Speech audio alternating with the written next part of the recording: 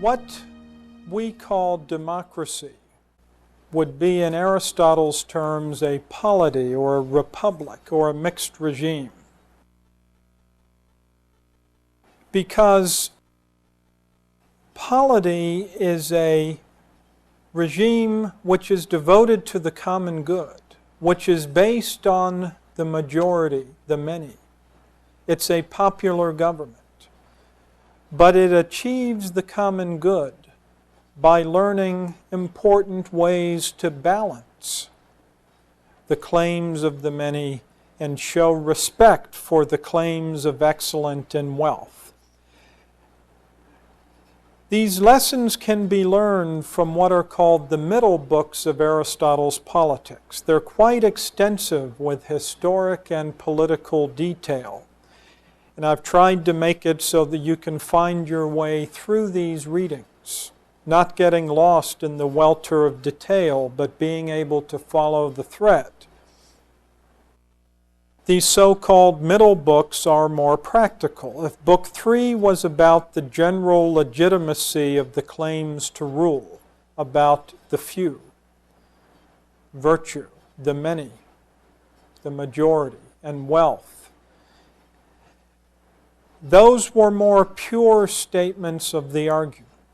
4 through 6 are about practical affairs. We will come out on the other end to Books 7 and 8 about the best regime and the fine and noble goals of a political society. The practical books are about actual regimes and about how to restrain the brutality of politics, to avoid civil war and achieve stability. That is, they address themselves to this problem of faction and civil war and tyranny. Thus, Aristotle states his project as follows: we must study what is the best regime given certain conditions, and what regime is the best for the general run of people. As Jaffa remarks, you do not give Olympic training to an overweight businessman, but some exercise is appropriate. Political stability comes through the moderation of claims to rule. So let's look at Aristotle's basic analysis, what I call the dynamic of regimes, for which I would like you to consider the following chart. It shows oligarchy and democracy at the two horizontal points. They are the most common forms of regime. Most regimes are either oligarchic or democratic, in Aristotle's experience with the Greeks. The danger is that they can collapse into tyranny. So I have T on the bottom to represent tyranny. And P for polity is the point that they want to achieve. Kingship is sort of off the map, as I said. It's a city with a citizen of one, and therefore the disappearance of politics, but still a legitimate regime. An aristocracy will put with a dotted line as perhaps at one point a historic possibility arising out of oligarchy. Let's ask then, why is it the fact that most regimes are oligarchs or democracies, and what does this mean? The diversity of regimes is based on the diversity of parts within a regime. Regimes vary as much as one can vary the form or arrangement of rule among the parts. Which part predominates in rules? This makes for a regime. So Aristotle says on page 161, there must be, therefore, as many constitutions or regimes, politeia, as there are modes of arranging the distribution of office according to the superiorities and the differences of the parts of the polis. The parts included as superiorities are wealth, good birth, merit, and differences among the many or the common folk, farmers, traders, mechanics, artisans. There are also warriors, perhaps to be included as a superiority. There are lawyers and rulers too. Now these parts can be combined in many different ways. So a truism begins Aristotle's analysis. One cannot be rich and poor at the same time. Wealth is a very important factor, one of the major causes of faction and revolution, as we see in Book 5, through a consideration of Greek history, and we can add on the thousands of years since then as I think confirming it. It was not Marx who discovered the antagonism between economic classes. The split of the rich and the poor and the mutual opposition gives rise to the two most common regimes. Oligarchy is ruled by the rich for the rich. Democracy is ruled by the poor for the poor. See, Lincoln's phrase, democracy is ruled by the people, of the people, for the people, is more of a polity, because the people already includes internal differentiations. It's a mixed regime. Now, these regimes reflect a fundamental purpose or way of life. The oligarchs live for wealth and are inclined to avarice. The Democrats take liberty often to mean license or are given to envy. So Aristotle does think that it's possible for these factions to break out into open antagonisms. That is, civil war, or it's translated by Barker as revolution, is better translated as faction, as falling apart because of faction. It's faction that changes things and causes the disturbances. And Aristotle says the causes of sedition or civil war have to do with questions of justice.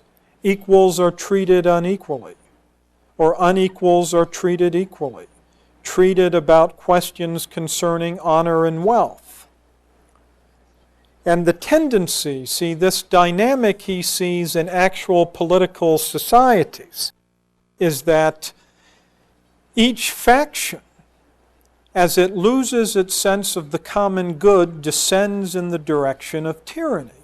And he actually outlines the steps by which this happens. The oligarch easily becomes a faction, an immoderate action of a clique or a dynasty, with palace coups of personal rivalries, excluding into a yet smaller group. Or Aristotle was well familiar with what in our century, last century, was called the death squad, the 14 families. I mean, these are standard practices of oligarchs. On the other hand, he sees democracies being subject to factions because of demagogue. A demagogue means a friend of the people.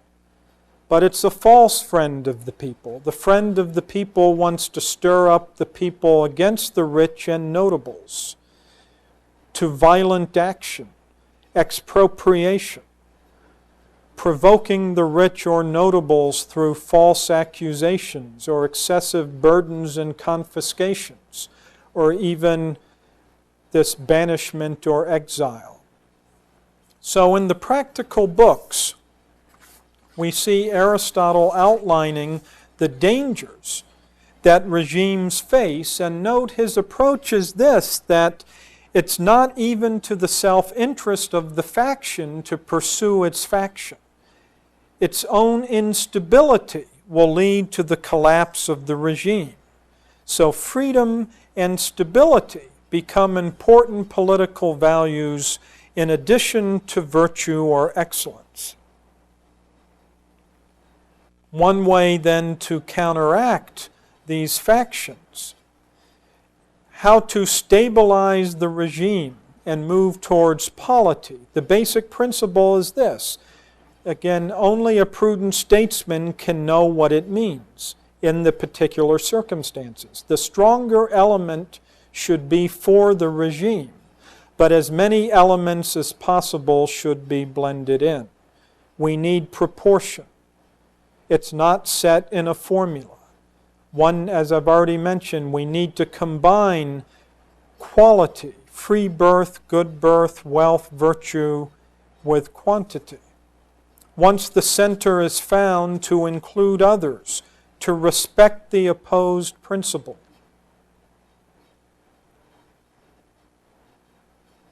That is, a democracy should respect the claims of the wealthy. The wealthy should respect the opposed principle of the many. So Aristotle says a polity works when it fuses oligarchy and democracy to the point that it looks like both or looks like neither. It's a mean between extreme. Again, these are just some practical advice that he gives. The many should spare the rich. The rich should help the poor. They're almost truisms, as I said, which require prudential application. One can mix various kinds of rules for office, and he goes into great detail. But at the end of the day, he says it's a matter of having a respect for law and decency. Law makes for moderation and fairness. He says to be careful about honor and money, to avoid deceit and rivalries and disproportion of distribution of wealth, adjust for various changes in the social body. One of the keys, he says, is to keep private gain away from office, a principle that Ben Franklin was very insistent on for our own regime. That is, not to pay large salaries to office holders, because that will just invite private interest.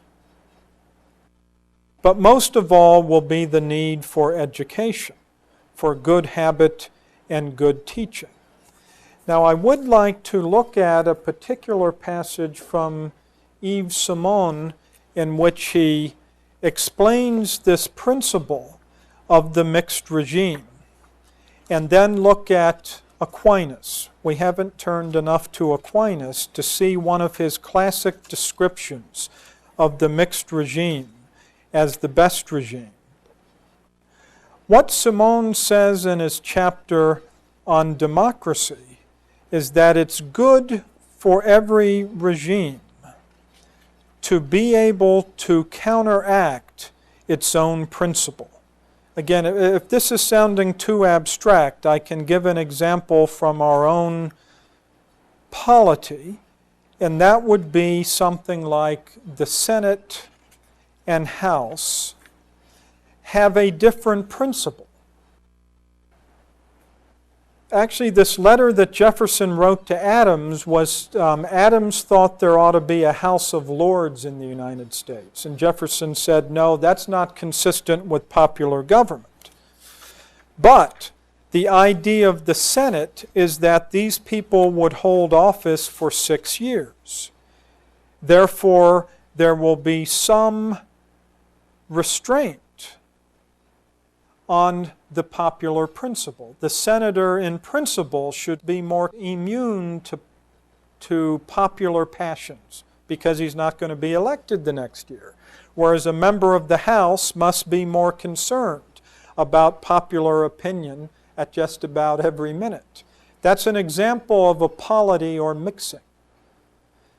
Other examples would be the Supreme Court. To have a judge in office for life is a non-democratic principle in the sense of the pure demos, judging everything in person or electing judges. Again, each one of these particular cases, the pros and cons can be debated. The electoral office idea is a way of restraining pure majority will, but trying to appreciate inner differentiation, excellences, and so on. So the passage from Yves Simon is on page 106. He does say that any regime, in order to work well or merely to survive, needs or may need the operation of principles distinct from and opposed to its own idea. Ancient monarchies were kept in existence through extensive concessions to the aristocratic principle. In modern times, association with rather radical democracy is the only thing that assured the survival of monarchy. Modern democracies can be described as a mixed regime with a predominant of the democratic element, although in actual practice the oligarchic element predominates in some of them. Aquinas has a beautiful description of the mixed regime. It's on page 114. It's question 105 of the Summa, Prima Secundae. Does the old law enjoin fitting precepts concerning rulers? And Aquinas mixes his reading of Aristotle with the mixed regime with his understanding of one of the precepts given to Moses. Let me just read part of this, and I think you'll appreciate the idea of the mixed regime. Aquinas says, 2 points are to be observed concerning the right ordering of rulers in a political community or nation. One is that all should take some share in government, for this form of government ensures peace among the people, and all love it and defend it, as is stated in politics too. Again, the idea is stability requires that the majority of people have a stake in the regime. The other point to be observed is in respect of the kinds of government or the different ways in which the constitutions are established. For whereas these differ in kind, as the philosopher states, nevertheless the first place is held by kingdom. That is, Aquinas sees the claim of the king. Aquinas in some ways was partial to monarchy as the best form of regime, and the reason is he thinks that it gives to greater unity and stability. Actually, Aquinas' line is, power of government is vested in one according to his virtue. Now that is the Aristotelian understanding of kingship, that the king would be a superior person. Again, we know in historic practice, this is one of the tragedies of monarchy, is the problem of succession, that an excellent king cannot guarantee that his son or daughter will be excellent. I think Aristotle was well aware of that. Secondly, Thomas says, aristocracy signifies government by the best, where government is vested in a few according to their virtue. So the best form of government is a political community where one is given power to preside, while under him are others having governing powers according to their virtue, and yet a government of this kind is shared by all because all are eligible to govern and because the rulers are chosen by all. This is the best form of polity, being partly kingdom, there is one head, partly aristocracy, there are numbers set in authority, and partly democracy, government by the people, insofar as rulers are chosen from the people, and the people have the right to choose their rulers. So again, it's interesting we find Thomas's political philosophy hidden in various questions of the Summa, but I think you can see the clear teaching of polity that he learned from Aristotle. So if you put together that clear teaching with all the complex detail I've asked you to read out of those middle books, you might be able to keep the thread. And again, to take the analogy to what we know, that is, the American founding, one can see this mixing of elements. The president is not a king, obviously. We rejected that. The founders were afraid even for electing Washington that he was so excellent he may declare himself a king. There was great fear that many had of Washington, but Washington turned out to be a great president and statesman and did not claim any special privilege. But the idea, see, that one for his wisdom, that's the ideal. We don't need to talk about contemporary presidencies and these lectures on political philosophy, but the idea is the president would be one who has outstanding prudence and virtue to lead. And our country has had such men. You could say the element of the few is represented by the Senate. Again, this is in theory, and sometimes it's worked better than others. And by the Supreme Court. That is, the Senate is 100 men and women who often are wealthy, but in many cases do have some excellence that they bring to office. In many cases not. The Supreme Court, in theory, the idea is these few men and women will have an outstanding wisdom. So there's the principle of the few. And finally, the principle of the many is seen in the House of Representatives, where there is more direct representation, frequent elections. And you know, if you ever visit Congress, it's palpable, the difference between the House and the Senate, based just on this question of tone, that the Senate does have a more reserved, polite protocol, reflecting this sense of Senate means an older man. It's from the Roman practice itself, that there will be greater wisdom and more restraint and calm deliberation. So war should be declared by the Senate. You walk over to the House and there's just all these people milling about, yelling and shouting. Maybe the British Parliament is a better example of that. But in any case, America is, I should clarify this, it is a popular government. It is democratic at root. The power and the authority are ultimately of a popular nature. Lincoln is right about the government by the people and for the people. But I think in our constitutional arrangement, if you think of what would be possible options of not dividing power, of not having checks and balances. See, a pure Democrat with a small d would find checks and balances frustrating. The Electoral College is frustrating because it's not the will of a momentary majority. The Senate could look like an old-fashioned institution which stands in the way of majority opinion. And certainly the Supreme Court, actually much to the chagrin now of many conservatives, seem to be oligarchic and ruled by the few in not the best sense, but in the worst.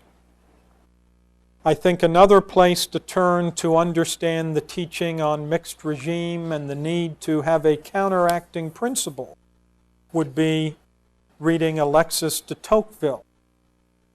He has a great concern about the excesses or tendencies of majority rule, what he calls the tyranny of the majority, that it will lead to a flattening mediocrity, that it will intimidate independence of thought, that it will relentlessly roll through and destroy. This idea of majority rule and flat egalitarianism will destroy any pockets of excellence, independence of thought, and so on. Now, Tocqueville thought one of the great hopes for democracy, and specifically democracy in America, would be what he called, freedom of association and what he calls intermediate groups. That is, groups of people who can congregate to keep alive and practice independence of thought, striving for excellence and noble goals, and not be sucked into the pure envy and mediocrity that often prey upon popular societies and popular governments. He also was interested in one of the phenomena that Aristotle himself noted, which would be how important it is for there to be a stable middle class. That the middle class is a relative thing based upon property, but he sees it can help bridge the two extremes, that they have a moderate and adequate amount of property, so that they are not given to the excess or defect with respect to wealth or strength. For example, he says, this is Aristotle now, that the middle class will be habituated to greater virtue in comparison to the rich and the poor, because he thinks excessive power or money can lead to serious crime or violence, the defect of power and wealth leading to petty crime. Middle class, he thought, was more open to political virtue, to rule and be ruled in turn. Excess leads to a spoiled and undisciplined oligarchy, who always want to rule and never follow. They want to act as masters, to be despots. The defect is to be mean and poor-spirited, to be so degraded as to be unable to rule, hence a slavish mentality. He thinks the middle class can encourage friendship and cooperation, the graduation of haves and have-nots. Something in between will give greater similarity. Again, the excess would be that the rich are contemptuous of their inferiors, quote unquote, whereas the many will become envious of those above them and covet their goods. So I think where this leads now is to what Maritain and Yves Simon think are even more important in the modern age, is to recognize a principle of structural pluralism, that the regime and political life does not dominate and control every aspect of life, but there are ways in which there are various sectors and initiatives can come forth. And we will do this by comparing this modern Thomistic notion of pluralism or subsidiarity against Aristotle's notion of tyranny and its modern form of totalitarianism.